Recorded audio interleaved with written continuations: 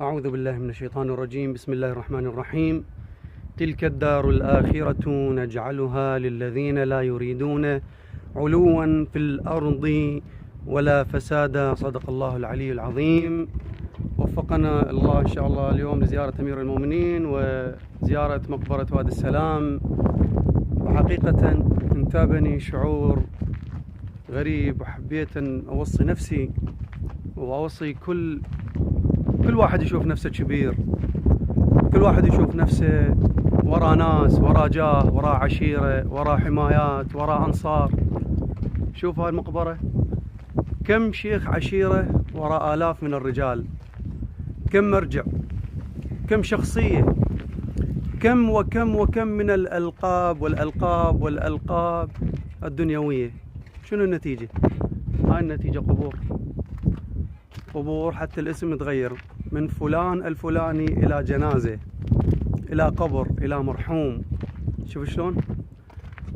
فأوصي نفسي يا سالم القريشي، لا تتكبر، لا تتجبر، لا تشوف نفسك فد شي كبير. هاي تاليتك قبر واسع، ضيق جدا، غير واسع، وما وياك بس عملك زين راح يشفع لك، عملك مو زين بعد نار طامة الكبرى.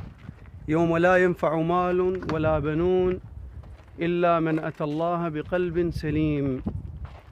فيا أخي، يا حبيبي، يا صديقي، يا ابن عمي، يا أقاربي، عوف اسمك، عوف لقبك، عوف عشيرتك، عوفها كلها. يعني مو أقول لك عوفهم، لكن خلي جل اهتمامك الله سبحانه وتعالى، خلي كل همك انه مرضاة الله، كلها زائلة. العشيرة ما توقف فيك بالقبر، الأصدقاء، الأسماء، الألقاب، الرتب العسكرية، كل شي شو تريد؟ تجيب وحدك هنا. آخر شي رحم الله من رد التراب ويرجعون للمطاعم، تبقى هنا أنت وعملك. شوف هنا أبناء العشيرة وينهم؟ ليش ما وقفوا ويا رئيس عشيرتهم؟ بعد منه الأنصار، كل شخص عنده أنصار وأتباع وأحزاب، وينهم؟ ليش ما حد؟ مو قلنا لا ينفع مال ولا بنون إلا من أتى الله بقلب سليم.